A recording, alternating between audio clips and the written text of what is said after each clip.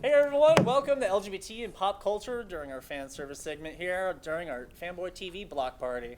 We have Honey St. Clair and we have Brad West from the Red Web. So guys, thank you so much for coming. Thanks for coming. Yeah. We're We can't slap the table. We're really excited to have you both. Like, we want to slap the table. I know. But we're that's just- Jeffrey's stick. Right. So let's go ahead and start it off. Who are you guys? What do you guys do and such like that? And we'll go ahead and go into everything.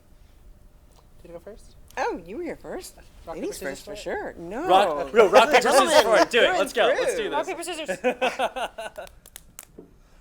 Oh, there you go. I'm Brad West. I am a little bit of everything. I'm an artist. I'm a singer. I draw. I sew. Mostly, I make.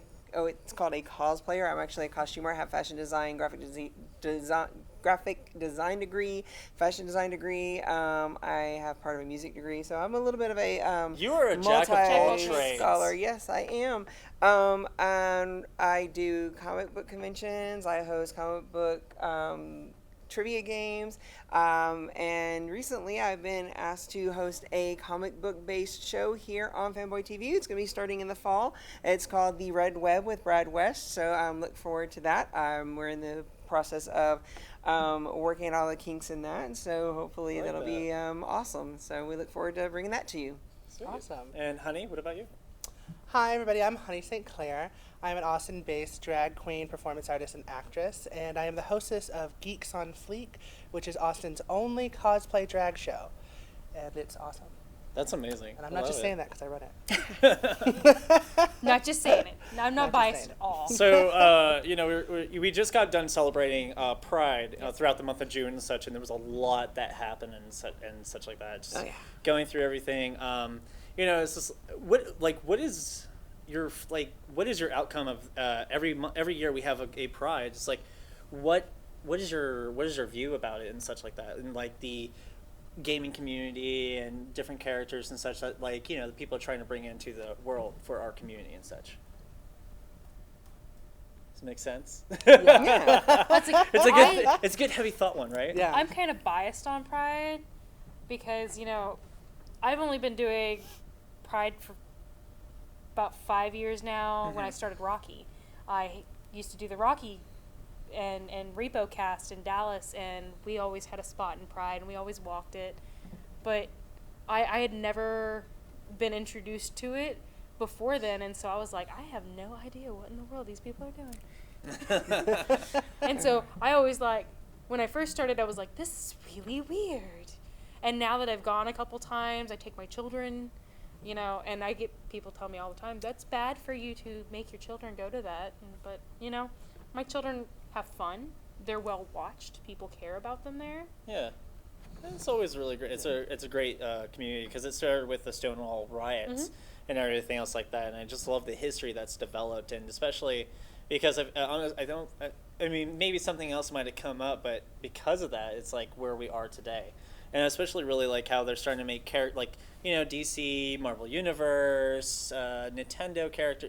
There's all sorts of characters that are coming out that are starting, import, LGBTQA Of course, characters into it. Harley and Ivy. Harley Yeah. finally ditches the Joker. Which I appreciate so much. I Most personally, people do. I've had kind of a gay pride trial by fire, unlike you. I actually, when I came out, I didn't come out in high school because I lived in like a little Texas town, but I luckily had an uncle who was gay and invited me to come and live with him in Arizona when I graduated high school. And this was in Arizona, and literally the first day I was there happened to be Tucson Gay Pride, and unknown to me, the very first day I was there, boom, my first day out of the closet. So that was like a big party for you. Yeah. Throw you right in the bus. I literally just thrown right in the middle of it, and eye-opener, shocker, and everything. And I've been a comic book geek my entire life. Like, my first word was Spider-Man. I have Spider-Man ingrained in everything I own and do, and I love comic books through and through. Right there. So The Red Web. pretty True much. He is Spider-Man. Pretty much from the get-go, it's been all about comic books and superheroes, and I've been costuming since my first Spider-Man costume I made when I was like 14 or 15 years old. So it's been a thing. So So I've seen it from the beginning, from the obscurity of everybody looking at me like a complete wacko showing up at a comic book convention because I'm the only person in a Spider-Man costume, to everybody's in a Spider-Man costume, and so would you say that when you came out and everything else, or just before, even though, would you see that Spider-Man was definitely a hero to you and such like that? Like that was your that was your go-to person to be strong and everything before you were able absolutely to get out absolutely. The whole concept of Spider-Man to me, it was the idea of doing what's right no matter how much it bites you in the ass. I've always been the kind of person. I grew up in a Catholic family, a Cajun Catholic family, so I had this huge Catholic family, and I always, was very, very instilled and ingrained with the idea of doing what was right. However, it was not always, you didn't always get praised for it. It never always came out good for you. You always got screwed. You always got screwed for doing the right thing, and so you couldn't always be yourself. You couldn't always be the best version of yourself or be true to yourself, and yet you had to do what was good for others. And anyway, and so that was kind of what Spider-Man was, is that, he had to take, his gifts and what he had and give to other people, whether it came back to him or not, so I feel like after knowing you for so long, that's exactly what you do, and I really appreciate that. Everything you do with your costumes and just your love for Spider-Man and such, and definitely your background story of you looked at that hero, and then it was able to help you embrace yourself and who you really are. And it was great. Arizona was great. Coming out and when I came out was great. I was actually part of a gay youth group that was there. There was a community, gay community center that was in Arizona that I actually got to participate in.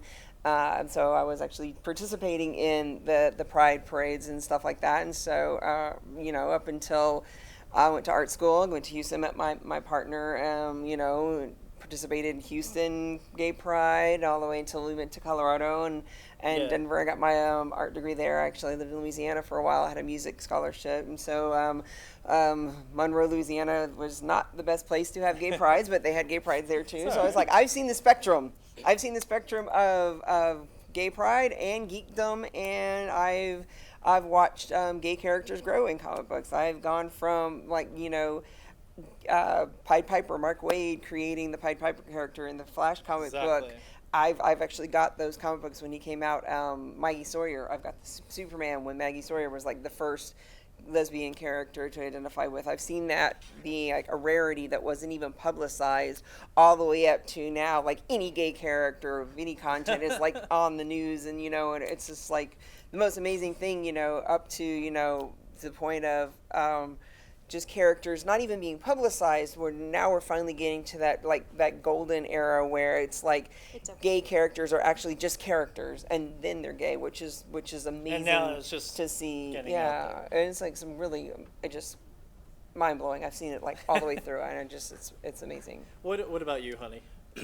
Well, it's funny you mentioned Monroe, because I actually grew up outside of Shreveport, Louisiana. Oh my gosh, yes. And you don't want to be there. So you two you want to be in New Orleans when this happens? Yes, wow. New Orleans is much better. Oh, for sure. Got it. I mean, that's what they say, right? Yeah. Nothing's better in New Orleans. Les Le Bon Temps Roulette. Oh my all gosh, day. yes. Absolutely.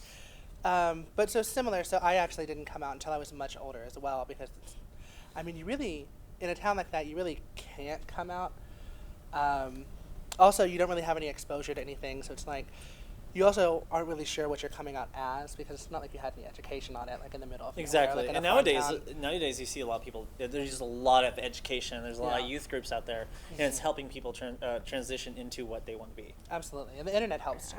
And, Thank you, Google. Oh, I know, yeah. Wikipedia. Yeah. It's amazing. Oh yeah, I found the youth group in the back of like it was like, I don't know what they call them now, but it was like a little community magazine that they had in little this pamphlets store. that they stick everywhere. Yeah, it was like Nice. it was like a little pamphlet, and it had like a little thing in the back of it with like a little youth group phone number, and I was like, I remember nervously calling. I was like, is this like a legit thing? And You're not gonna make fun of me, are you? No, Yeah. like honestly, that's a true thing, because you can never be too safe Yeah, and sorry no, with it's everything. never It's safe. just- We live in a sick world. So, what character did you look to as a hero, and little things like that?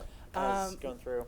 Mine would absolutely be Poison Ivy, actually. Poison Ivy, there we go. And I'll tell you You why. definitely just won Harley's heart right there. Yeah, Poison Ivy is literally goals. I have a whole Poison Ivy wall in my room. And the reason why is because I feel like even though she herself isn't trans, I feel like Poison Ivy really like exemplifies the trans experience.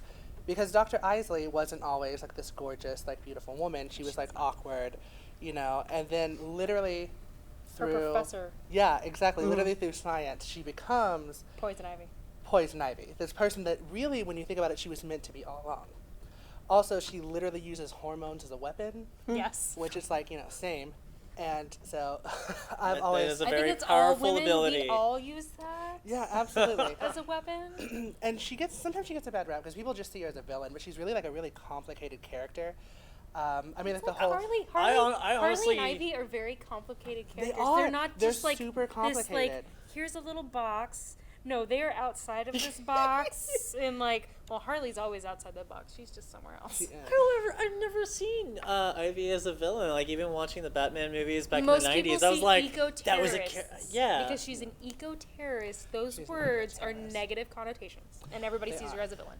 It's just, it's When society she herself was the suppressing. victim. Well, trash. I mean, traditionally, the best villains are the ones that you sympathize with. Yeah. Always. Yeah. So, so you do drag, of course, Yes. and such. With you know, Pride Month going through, what was like everything going through? Were you able to show any kind of characters or so forth, like, you know, helping youth groups? Were you able to say, well, hey, you know, like, once if someone came up to you and said, blah, blah, blah, I don't know what to do, this and this and this, I need someone to look to, and what kind of character would you, besides Ivy, what kind of character would you, like, offer to and such like that? Oh my gosh, there's so many. It's almost difficult to pick. Because, I mean, well, honestly, when you think about it, you can make any character like your role model. You know what I mean? Like, for me, North Star from Marvel Comics. Everything is North Star's a Jeffries with great North one. Star. Literally, I almost chose North Star from a husbando, but I was like, I'm I gonna already back picked away him. from that. Sorry, it was my choice this week. So excited. North Star's a great choice, though. Yes, I I love mean, North I will tell you right now, he definitely has helped me a lot. In high school, I was very confused. I didn't know what was going through and such like that. And my friend Lee, actually, they always called me North Star. And I was just like, what are you calling me North Star? And they finally told me, just look it up. And I was like, all right, fine. And I looked it up, and I was like, wow, in that character, I actually, you know, I was like, I hear so many people's stories about going back to superheroes or something like that, or even villains or characters from fantasy novels and such. I went to North Star, and it always kept, you know, like, everything he did, he was just like, he went. And finally, like, you know, the big thing, hurrah, and it was just like, you see him and his husband on the front cover, and they're kissing. I was just like, I cried. And then it's like when I got Stanley's autograph on my arm, I got the North Star symbol tattooed right there, you know. And then, and because of that, it was He's just very like, proud of that tattoo. I am very proud of that I was tattoo. there. And it I was, there. you know, to me, is like, North Star has been such a hope for me. And now you created the outfit through Outrageous Outfits, through what you own. You made my North Star outfit, and when I go out there, I get the ears, and I put the no hate right here, and then I had the Pride shirt, and I got it signed by George Takei, and I put it as a cape, and I had quite a few, like, youth kids just come up to me and hug me and say thank you so much, and grown adults, they were just like, that's awesome, and they loved it because it was no hate, and it was just like, man, just go for it, because that's You what go, he was just like, Yeah. I don't care, whatever. I got a husband. What about you guys? It's amazing. It's amazing some of the people and the experiences and things you can meet. Like when my husband and I first moved here to Austin, we knew nobody. We had no car. We didn't really know Austin at all. And the first Halloween, our anniversary is actually Halloween, and our first Halloween here in Austin, we went out to 6th Street as Apollo and Midnighter. Adorable. And That's we That's didn't know. We didn't expect anybody to know who these characters were at all. And we were riding the bus home after leaving 6th Street. We were riding the bus home, and this guy who was taking pictures, he comes up to us, and he was just so excited. He's like, "Oh my God, Apollo and Midnighter." They're on the bus. And Superheroes No, ride the bus. that's how we met Frank.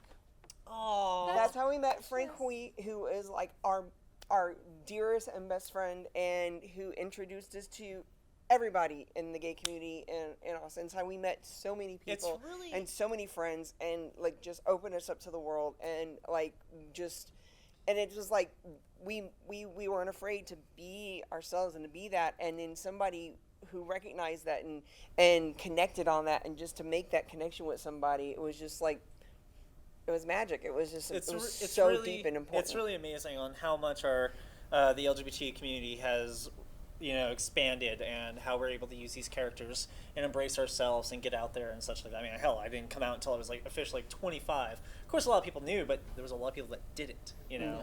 So that character, you know, North Star really helped me. Your characters, it's really amazing to see where our comic book world has gone and such like that.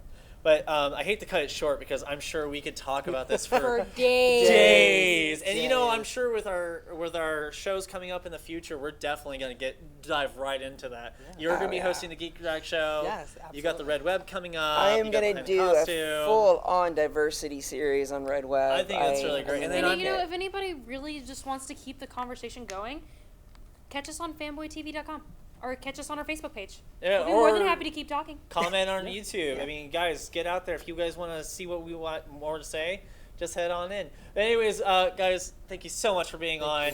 Absolutely. This is our LGBT into the pop culture world. So stay tuned, and we'll see you soon.